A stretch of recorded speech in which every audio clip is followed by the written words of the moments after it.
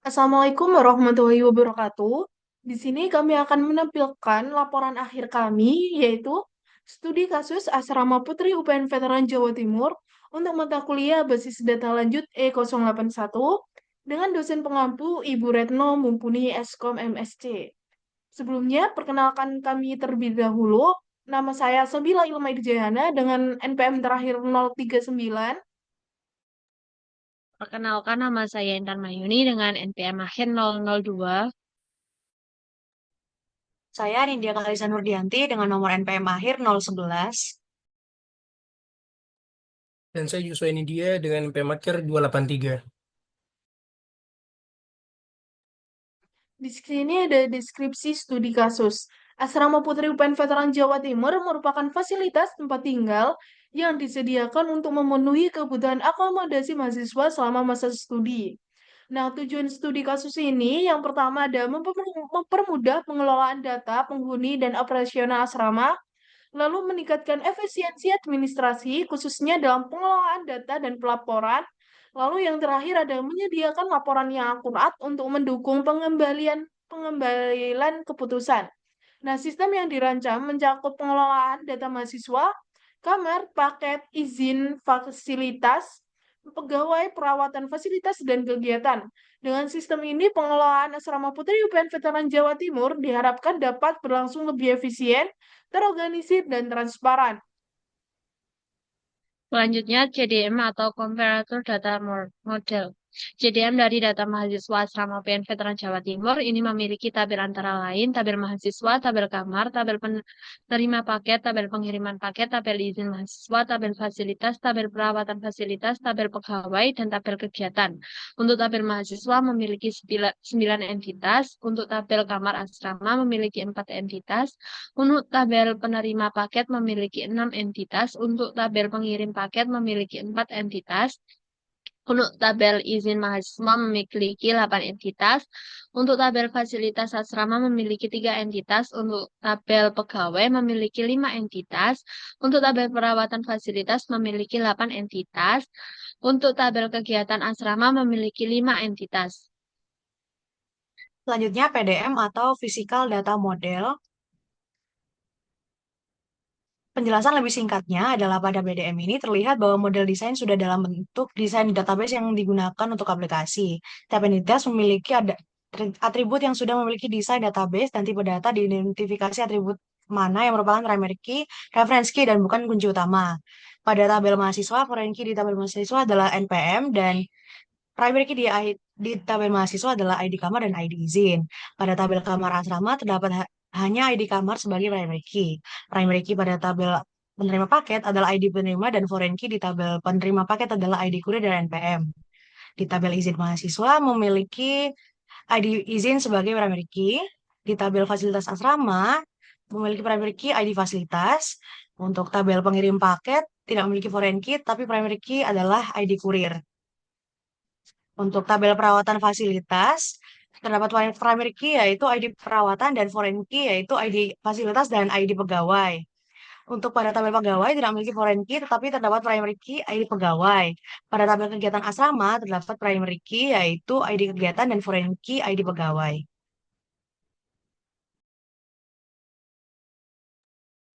Baik, kali ini saya akan menjelaskan database yang kami gunakan. Pada tabel mahasiswa ada NPM, ID kamar, tahun masuk, nama mahasiswa, fakultas, prodi, nomor telepon, kota, dan ID izin. Pada tabel kamar asrama terdapat ID kamar, lantai, nomor kamar, dan kode kamar.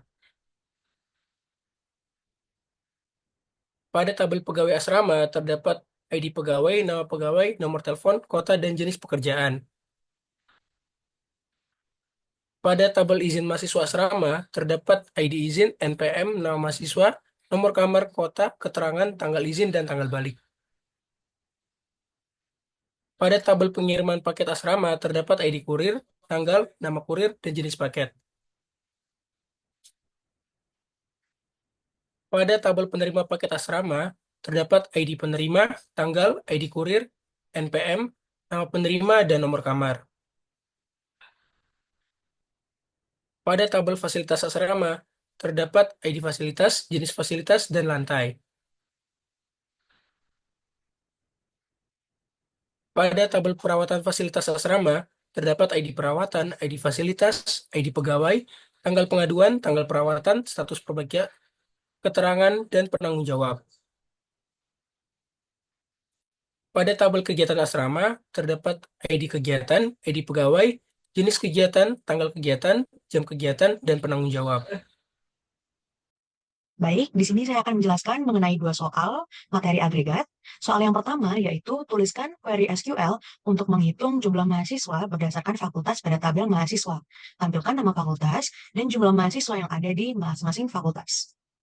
Langsung saja kita buka SQL-nya, lalu kita ketik query select. Yang pertama, perintahnya yaitu kita menampilkan nama fakultas dan jumlah mahasiswa. Tampilkan fakultas. Untuk menghitung jumlah semua mahasiswanya, memakai query count, kita akan menghitung kolom NPM saja. Count ini digunakan untuk menghitung jumlah baris pada kolom NPM. Selanjutnya, kita beri alias hasil kolom dari count NPM ini sebagai jumlah mahasiswa.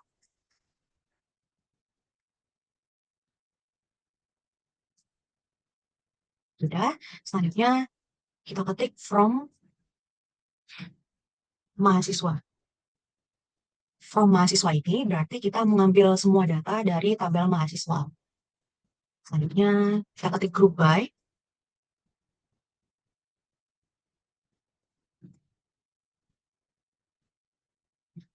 Group by fakultas ini digunakan untuk mengelompokkan data berdasarkan fakultas, sehingga query ini akan menghitung jumlah mahasiswa berdasarkan fakultasnya. Lalu kita jalankan query ini. Berikut merupakan outputnya. Bisa kita lihat bahwa Fakultas Fasilkom memiliki jumlah mahasiswa 1, untuk FEB yaitu 6, untuk FH 7 mahasiswa, FISIP 10 mahasiswa, FP 4 mahasiswa, FT hanya 1 mahasiswa saja. Untuk soal kedua yaitu tuliskan query SQL untuk menampilkan nama mahasiswa dan tanggal balik paling terakhir dari tabel izin mahasiswa, khusus untuk mahasiswa yang memiliki keterangan izin diklat. Langsung saja kita ketik query select. Untuk perintahnya kita menampilkan nama mahasiswa dan tanggal balik paling terakhir. Jadi kita ketik nama mahasiswa. Lalu untuk tanggal balik paling terakhir kita pakai query max tanggal balik. Max tanggal balik ini untuk membalikan nilai terbesar atau nilai paling maksimal pada kolom tanggal balik. Selanjutnya, kita beri alias untuk hasil kolom max ini tadi dengan nama tanggal balik terakhir.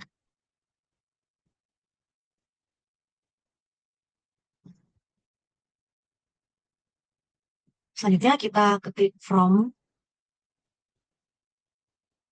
dari tabel izin mahasiswa. Yang berarti query ini berasal dari tabel izin mahasiswa. Maksudnya data yang diambil dari tabel izin mahasiswa.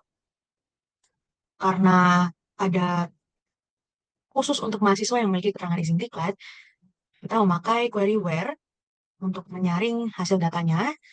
Where keterangan sama dengan diklat. Baik, kita jalankan query-nya.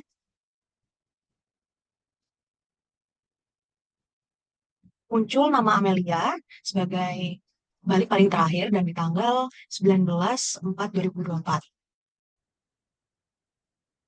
Di sini saya akan menjelaskan soal tentang join table. Yang soal pertama yaitu tampilkan daftar mahasiswa beserta informasi kamar asramanya, termasuk NPM, nama mahasiswa, fakultas, prodi, lantai, nomor kamar, dan kode kamar. Nah, dalam pertama ini kita itu harus ketik select,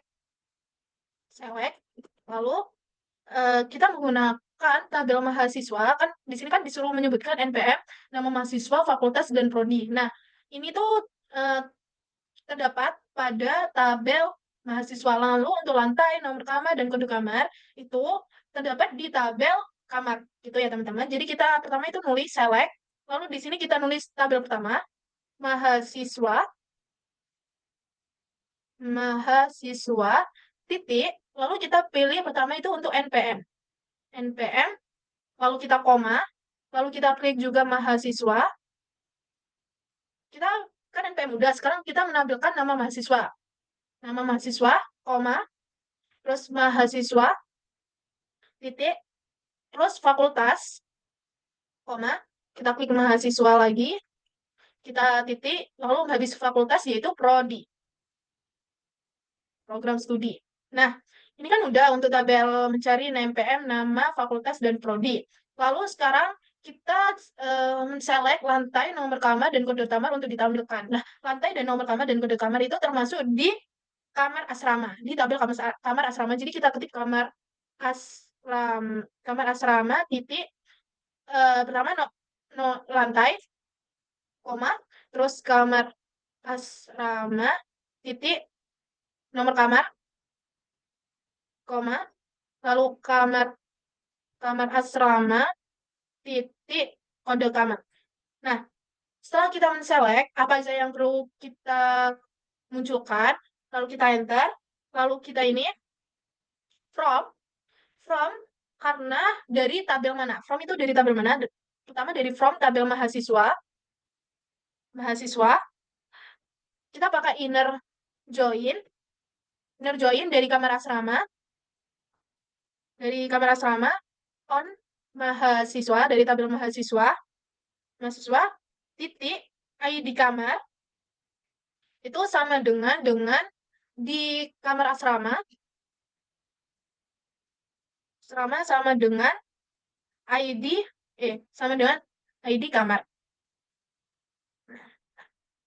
Pertama kan kita select ini untuk menampilkan kolom mana aja yang perlu kita tampilkan. Nah, di soal ini kan dijelaskan NPM, nama mahasiswa, fakultas, prodi, lantai, nomor kamar, dan kode kamar. Lalu kita select mahasiswa, dari tabel mahasiswa, kita tampilkan NPM, nama mahasiswa, fakultas, dan program studi. Lalu di tabel kamar asrama, kita menampilkan lantai, nomor kamar, dan kode kamar.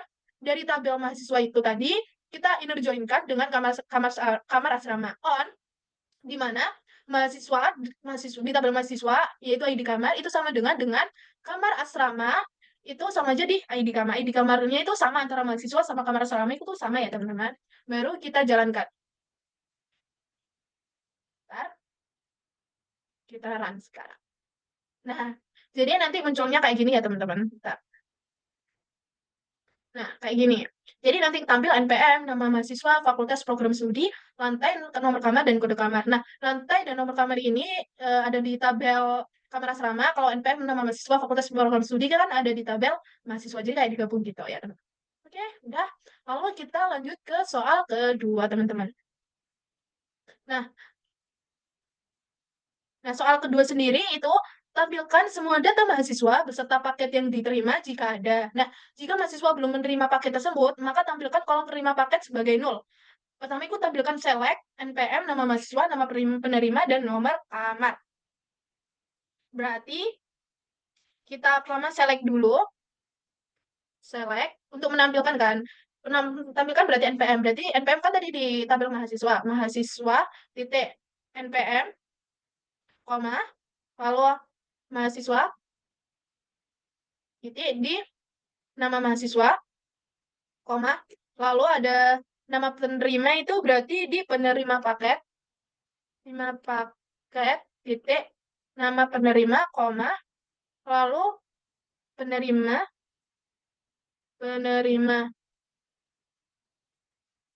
paket, titik, nomor kamar. Nah, lalu ini tuh dari from mahasiswa,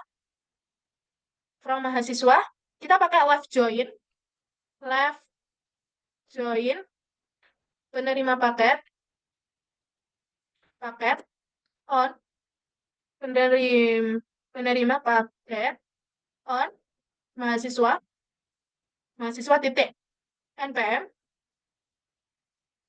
itu sama dengan penerima paket titik NPM. Kita koma. Nah, select ini kan untuk menampilkan kan, memilih kolom. Pertama untuk memilih kolom NPM di tabel mahasiswa, nama mahasiswa ya di tabel mahasiswa. Lalu kita akan select juga nama penerima dan nama kamar dari tabel penerima paket. Lalu from ini menunjukkan bahwa tabel utama yang digunakan untuk mengambil data. Lalu inner join ini digunakan untuk menggabungkan inner join ini. Kita kan pakai left join, berarti ini untuk menggabungkan tabel mahasiswa dengan tabel kamar asrama gitu. Dengan on ini kayak mahasiswa NPM itu sama di tabel mahasiswa dan penerima paket itu NPM-nya itu sama ya teman-teman. Lalu kita jalankan.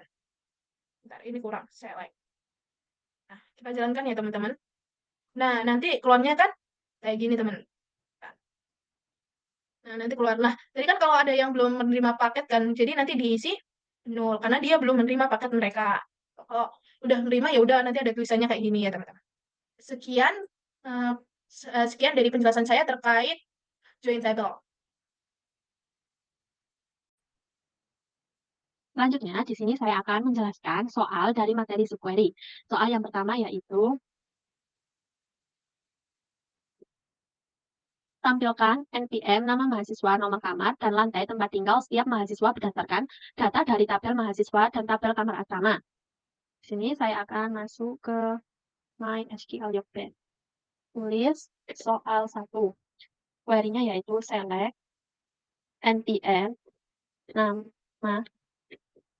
mahasiswa, nomor kamar, lantai. Enter from mahasiswa inner join dalam kurung select ID kamar, nomor kamar,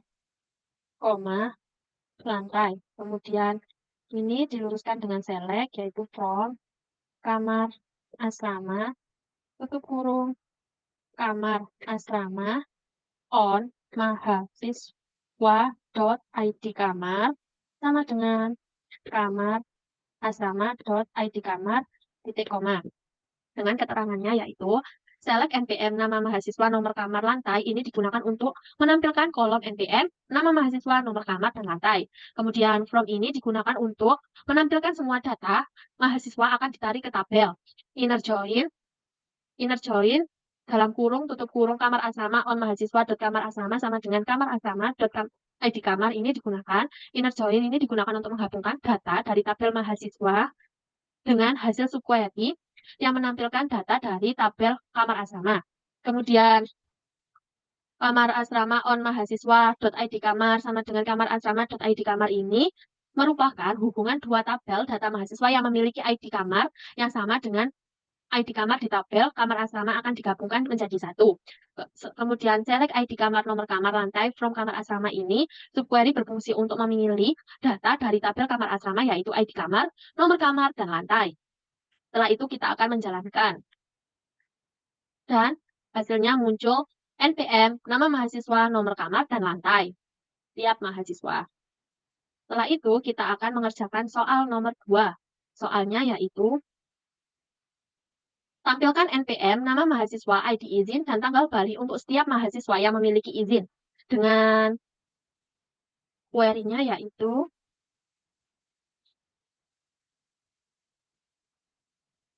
soal 2.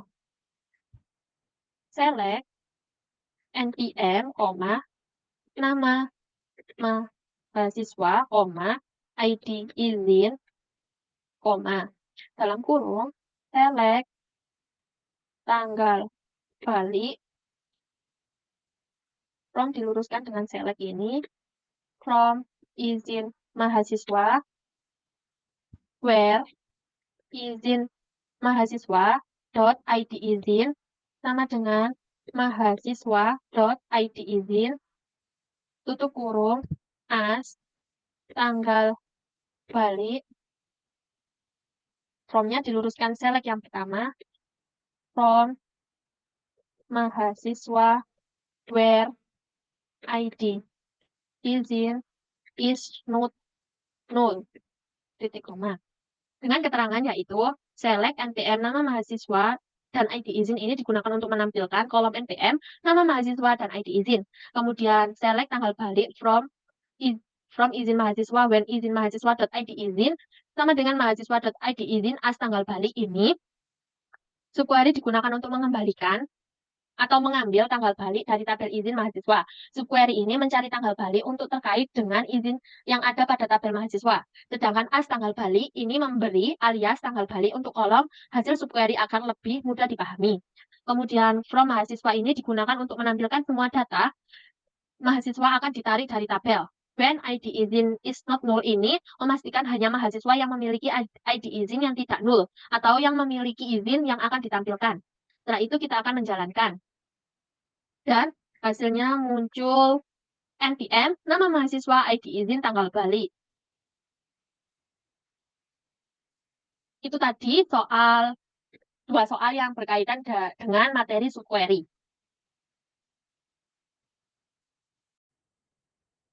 Oke, kali ini saya akan membuat 2 soal trigger yang diterapkan pada database asrama UPN Putri.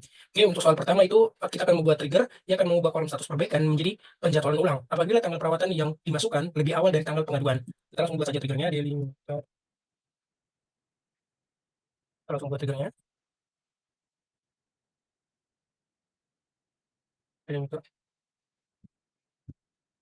Kita buat trigger dengan nama set tanggal perawatan. Nah, setelah itu kita buat logika default insert perawatan fasilitas, lalu ini untuk logikanya. Jadi jika tanggal perawatan lebih kecil dari tanggal pengaduan, maka kita set status perbaikannya itu menjadi penjadwalan ulang. Penjadwalan ulang. Oke, kita tutup logikanya.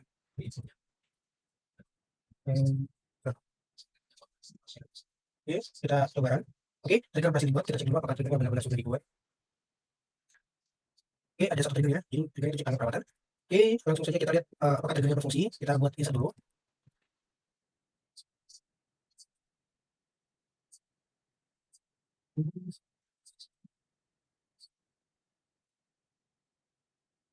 Untuk tanggalnya kita set ke, nah, untuk tanggal pengaduan kita set lebih kecil 1 hari. Lihat. Nah, setelah itu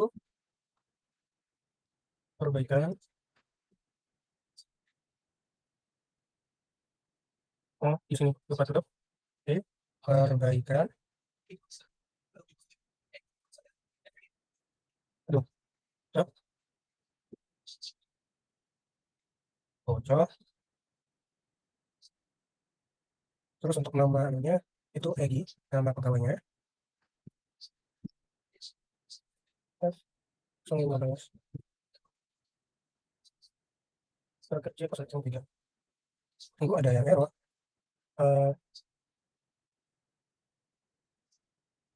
Ini apa lagi error? Oh, tanda kutip. Nah, oke, kita langsung run saja. Apa ya? Oh, errornya ternyata ini data bocor. Coba kita run ulang.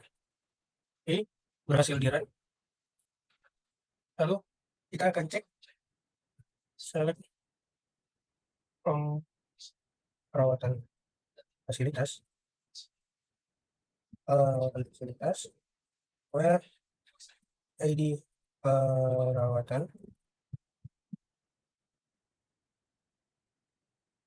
sama dengan J E 301.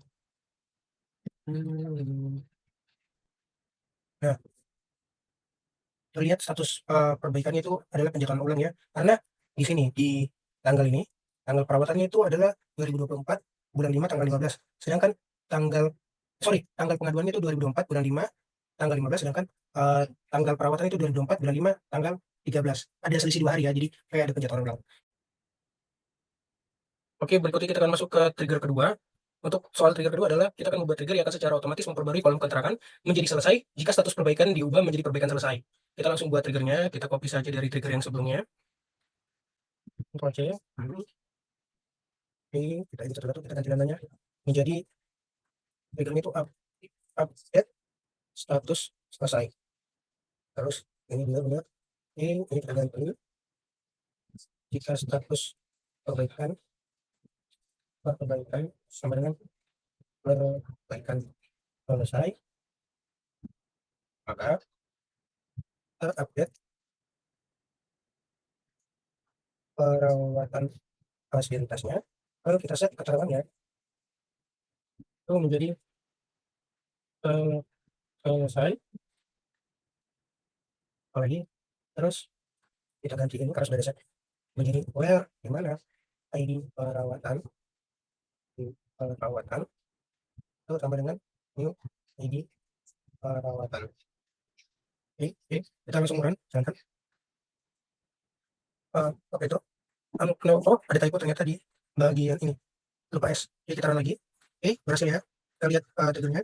Oke, sudah ada trigger baru yaitu update status selesai. Oke, kita mencoba trigger ini. Kita akan select, kita update dulu. Kita update perawatan fasilitasnya. Terus kita set statusnya, status perbaikan itu menjadi perbaikan selesai, di mana ID perawatan itu sama dengan C 001. Oke, kita set dulu update-nya. Kenapa malah oh sorry, saya mengetik di dalam delimiter pantasan atau di luar. Oke, sekarang kembali. Oke, sudah terupdate perawatan fasilitas. Tadi ada ID perawatan 001. Oh, ini status perbaikannya sudah selesai ya. Ini tidak perlu adanya. Status perbaikannya sudah selesai. Oke, sekian video dari saya. Kurang lebihnya mohon maaf. Terima kasih. Sekian penjelasan dari kelompok kami. Jika ada salah kata dan kurang jelasnya ya, penjelasan mohon dimaafkan. Wassalamualaikum warahmatullahi wabarakatuh.